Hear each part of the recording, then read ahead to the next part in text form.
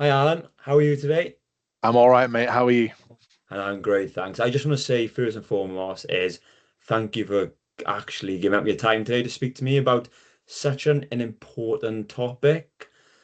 So would you be able to just describe and like why have you come on today? Like what subject are you speaking about? Yeah, sure. Thanks. So yeah, I'm Alan, and obviously, I've been sharing recently about my ADHD diagnosis. So I was diagnosed with ADHD in December, Okay. at 35 years of age. So kind of, you know, later in my years. And since my diagnosis, I've been sharing bits on my own Instagram profile, and really my reason for sharing it is more to raise awareness and also just to Yeah. speak about my own experience, really. Yeah, thanks. And you mentioned like to myself like prior to this interview and like just now like you got diagnosed a bit later in life than Yeah, in, yeah. in early years. So what actually made you realize that you could have had like what that you had ADHD? Yeah, sure. So I'm quite open now that over the years I've struggled with my mental health. So my anxiety and my depression have been a challenge for a number of years now. And I think especially throughout my adulthood years, I've kind of often put my struggles and my issues at that door. I've often thought it's just my anxiety and my depression. If I can get that under control, I'll be all right. I'll be able to function. I'll be able to do all the things that I seem to be struggling to do. For me, what led to me getting a diagnosis was it was well, I was getting close now to 3 years. I'd had another mental health breakdown in my last job, and when I was speaking to one of my former colleagues about um, what it was like in my head, the struggles that I was having, it was actually herself that said, "Well, have you ever thought about going Okay. to get an assessment?" Right. Had that conversation have not happened, I probably never would have gone for an assessment. So in a way, I'm glad that I did. In fact, no, Yeah, in a big way, I'm glad that I of course. did. Yeah. And I think it's just first I want to say thank you for sharing that because I can Sure. imagine it could be quite difficult. But the fact is like someone else may have noticed and actually Yeah. recommended, Yeah. which is just amazing to me because like sometimes we think on how we portray ourselves might actually not look like what other people might think. Correct. Absolutely. Absolutely. And that's the thing. I think sometimes it's once you have those kind of open and honest conversations with people, they can often pick things up that you don't notice yourself, and that's definitely what happened with me. Yeah, and the thing is the fact is like credit to yourself as well, Alan. Like go in to actually have a diagnosis because the fact you're open-minded, thinking, "Oh, okay, that could be a possibility." Yeah. Well, And you know go from there. what's ironic is, Yeah, and again, I have mentioned this before, and I've said this to others, that what's ironic, if you spoke to me probably 3, 4, maybe even 5 years ago, yeah, um, I suppose maybe much to my shame, my views and my opinions of neurodivergence and what yeah, have you would have probably been quite negative. But looking back, the reason they would have been quite negative is I didn't really understand it. So it was easy to just dismiss it and go, "Oh, it's just a load of nonsense." Do you know what I mean?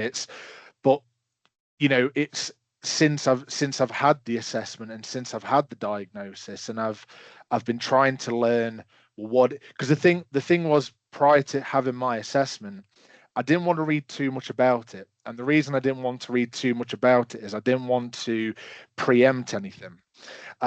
Because I thought, well, what if I have my assessment and then the psychiatrist says, well, no, it's just your anxiety and your depression. And then I yeah, would have done all that reading and all that research for nothing.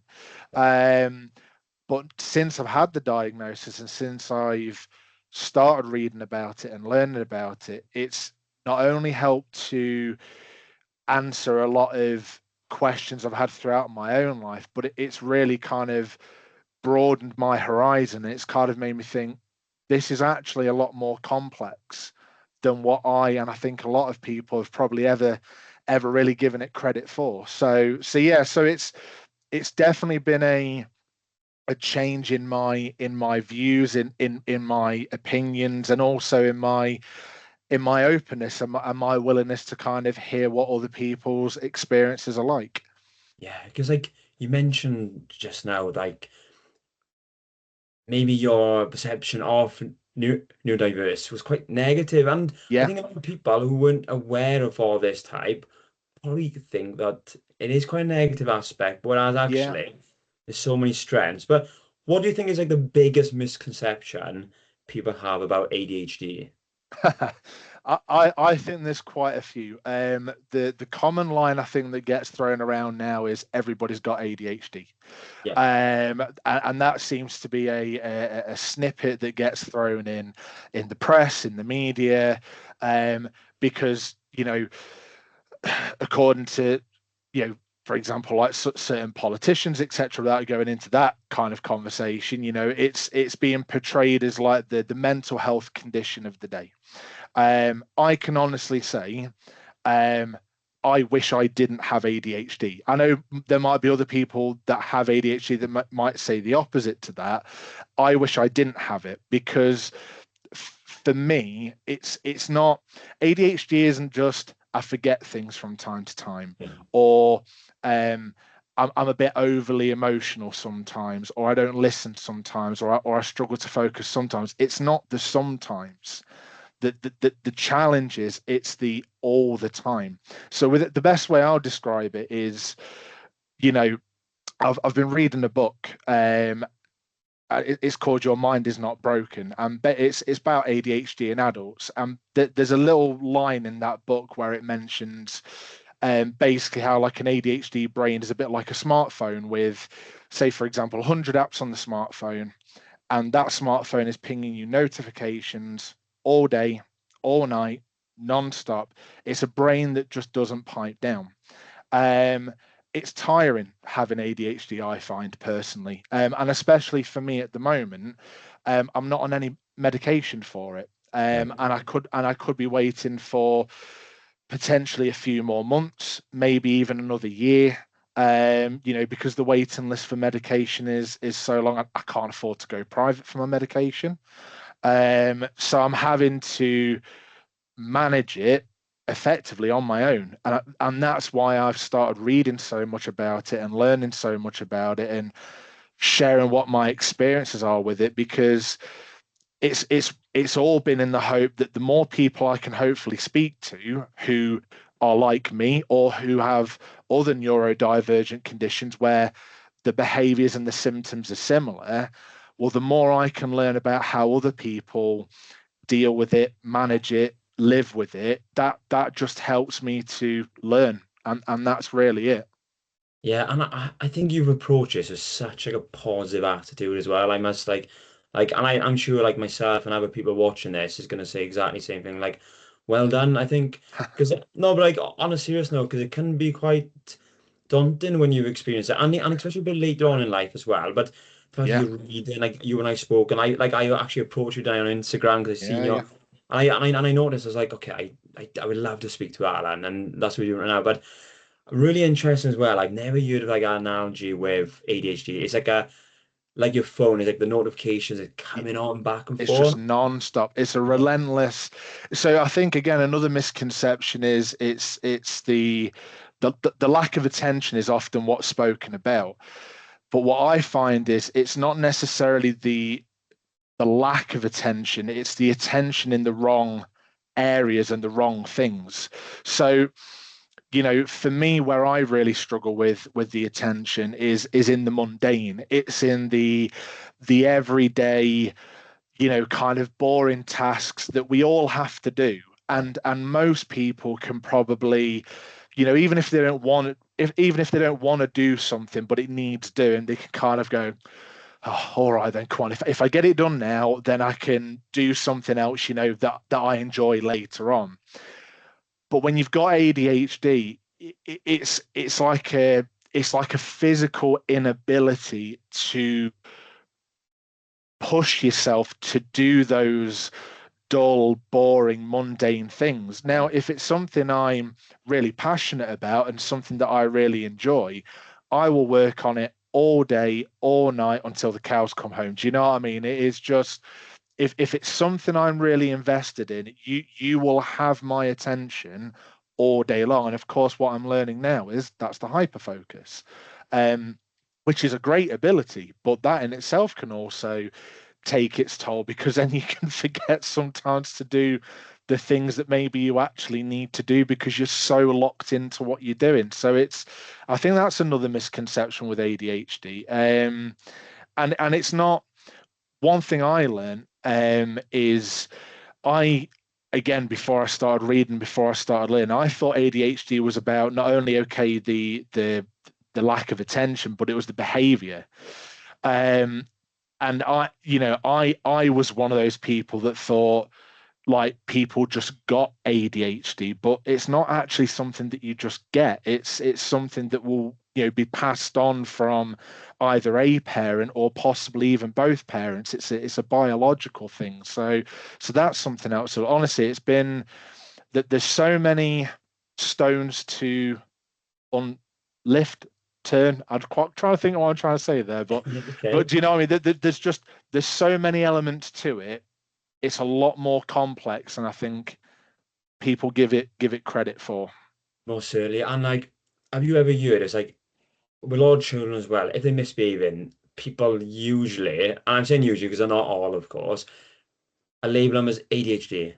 Yeah, When actually that person might just be human and misbehaving, or actually, like I've not been diagnosed with ADHD, and some days I feel a bit restless and feel a bit my mind's occupied. Doesn't necessarily mean ADHD. no, it Although, doesn't. interesting point though you mentioned, or like one of the strengths I would probably say about ADHD you mentioned is like sometimes you can be really focused on a task. So what other strengths then have you noticed that's come Yeah, from ADHD?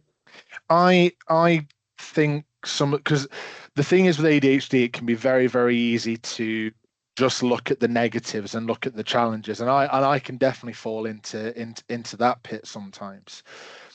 But actually, I would say some of the positives that I'm learning about it. So yes, that ability to hyper focus is a great ability. If if if I am doing a task or an activity or something that I feel really passionate about and really engaged in, um, you have got my attention, and I will really, really go above and beyond probably what's needed to make sure that it's done to the best possible standard. The sense of wanting everything to be perfect can be a big driver. I think it makes me quite creative. For example, and it might sound like a bit of a silly example, but one of my hobbies over the years has been photography.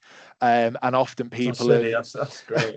and people have said that, like, when they've looked at my photographs, I've had quite a few people that have said, you see stuff that just, no one else would ever look at, in a million years. Do you know what I mean? But you can see a photograph in something, and that's been a hobby that I really enjoy. Things like doing poetry is something, and Yeah. again, occasionally I've dabbled into from time to time. I think ADHD can really bring out the creative side in you, and I think also one thing I've always felt that I am, but again, I would never have thought is linked to ADHD. I like to think I've got a strong sense of morals. I like to, I like to think I stand up for what's right, and that's a real, and I don't like to see people mistreated or unfairly treated. And again, there might be people out there saying, yeah, but aren't we all a bit like that? Which again,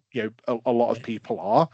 But I think when you're ADHD, it really gives you that that extra kind of strength and purpose to make sure that you are standing up for what's Yeah. right, and you are helping people, and you are trying to look out for people. The emotional side of it, I find that, okay, yeah, the emotions that come with ADHD can be a complete and utter roller coaster, but I think it gives me a stronger sense of empathy. I think when I talk to people and they tell me about their own struggles, even if it's not to do, obviously, to do with neurodivergence, it could be anything. It could be their own mental health, it could be something going off, like, with family issues or friend issues or whatever it might be. I find I am a naturally empathetic person, and I've kind of got a way of really being able to kind of shed that load and kind of be that shoulder for someone to lean on. So yeah, it definitely, I'd say off the top of my head, they're probably some of the strengths that I could think of. Goodness, and so much. I know it's so nice to hear as well. Like when you mentioned about like other people said to you, like you see things differently. And thing is, I think in a world like where we live in, we need that as Yeah, well. yeah. There's only I, 8 I, billion people on the planet, and you have to like if you're thought the same, everything's gonna be say it's boring. Whereas Absolutely. I think yeah, I think one thing I've always been told is how I can always see both sides of the story. Do you know what I mean? And I very much always try and find um the center ground. Do you know what I mean? I always try and find the middle, because it's life, isn't it? We're all going to have a wide array of opinions and views on what I've. And sometimes we'll agree and sometimes we'll disagree, but it is that line sometimes of being yeah, able to agree to disagree. And I am definitely that person that I, I I don't like fallouts, and I don't like confrontation. So if even if I disagree with someone, I will always try and find a way of saying, well, look, let's find what we agree on, acknowledge what we disagree on, but let's not fall out about it. Do you yeah, know what I mean? Let's be amicable and accept it for what it is. perfect. And what advice would you give someone who's been recently diagnosed with ADHD or who've been living that with all their lives? Sure. So I think for me, what caught me off guard after my diagnosis, and again, as I've been reading about it since I've found it's apparently quite a normal reaction. I found it brought quite a sense of grief.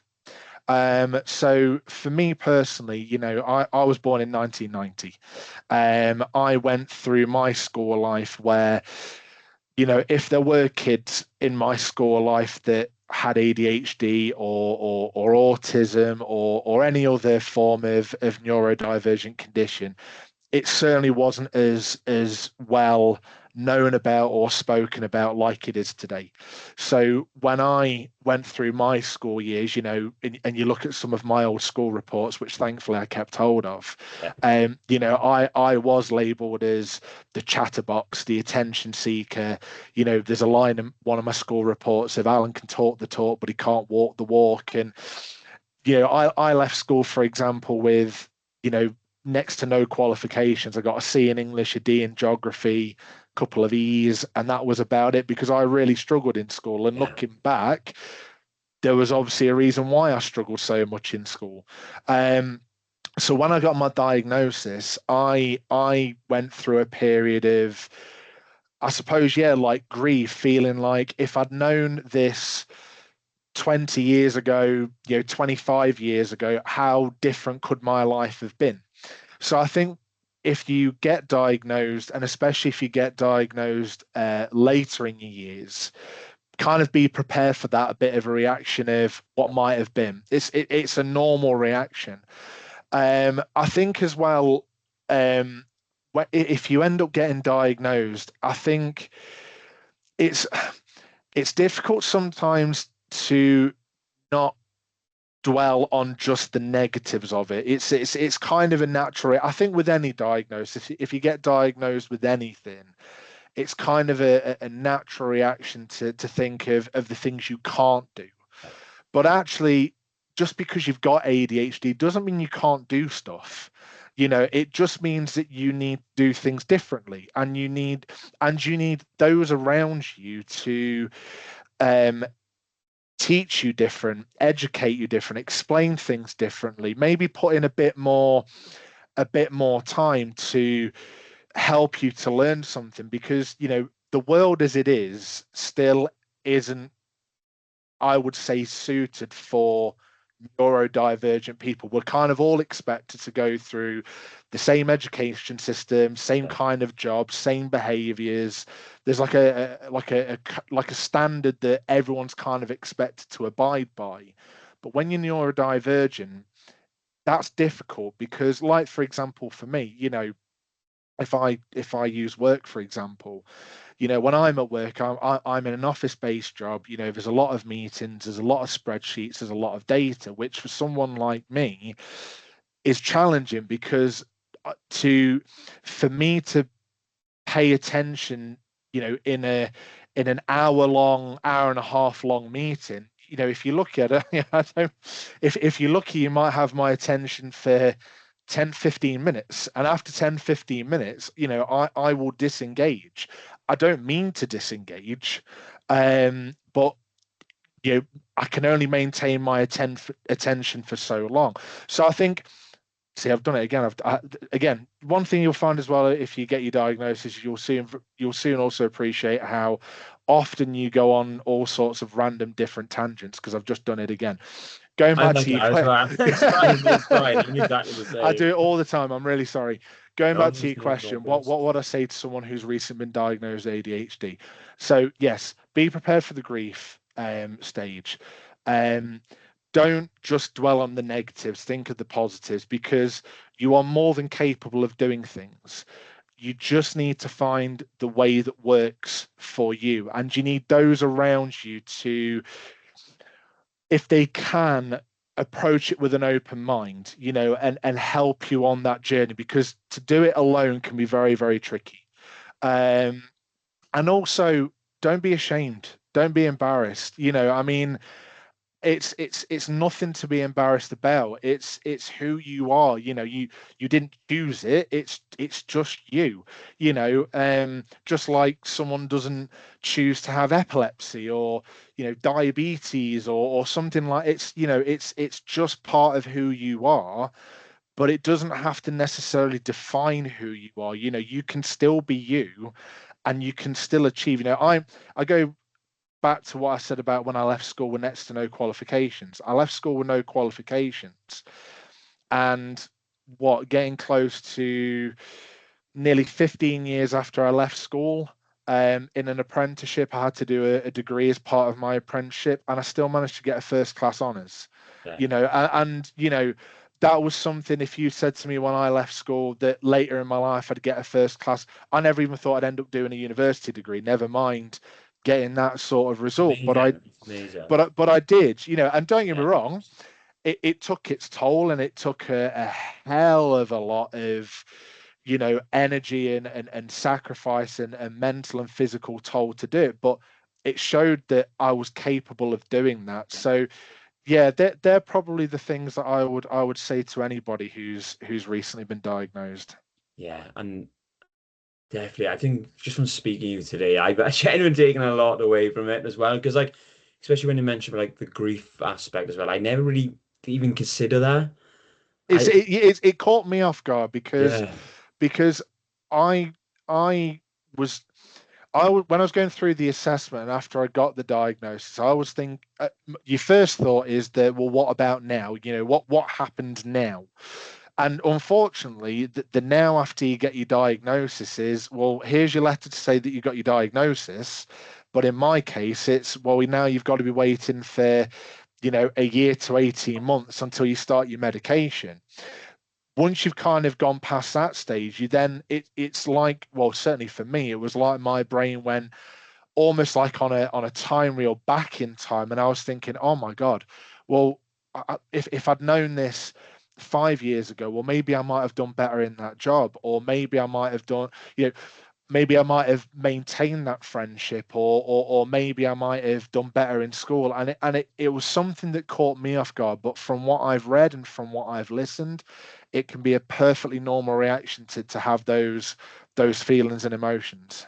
I think sometimes in life we could always, when we find out something new, we're like, oh, did that impact? But actually, maybe actually not have any impact at all. Absolutely. It Absolutely. could. Because the one thing about it is it can, the over analytical side of it, it can make you pick apart every single tiny little detail in your life to the nth degree. I mean, like, for example, for me, one of the struggles I've had is, making friends hasn't necessarily been an issue, but maintaining friends has definitely been the issue because I struggle to put in constant energy to maintain a friendship, and I often then kind of, I kind of burn out of the friendship, if that makes sense. But then what I'll do is I will then really kind of overanalyze what I've done, and then I will start thinking, well, did I say something wrong? Did I do something wrong? Could I have done more? Could I have done it differently? Could I have tried this? Could I? And it really, that over analytical side of the ADHD can really, it can pull apart absolutely every single little detail in your life. But like you said, sometimes it might just be life. Sometimes it might just be circumstance. It might not be anything to do with you. It might not be anything to do with the ADHD. Sometimes you just have to just kind of accept it and then move forward. Absolutely. Well, thank you for speaking to me today. You're I'm welcome. giving up your time. But I just want to say, like, last few message of like, if you have been diagnosed with ADHD later in life, or you've got it, or dyslexia, etc., just embrace as much you can. Absolutely. It's don't let it don't let it beat you down. Don't let yourself think that because I've got it, it means I can't do anything, because you will be more than capable of doing anything that you really want to do. And if anything, you might even possibly exceed where others don't. And you might find it takes you in past you never expected it to take you, but just embrace it, learn about it, but just be you. Just accept you for who you are and just be you. Well, thank you, Alan, today. Appreciate your You're more time. than welcome. Thank you.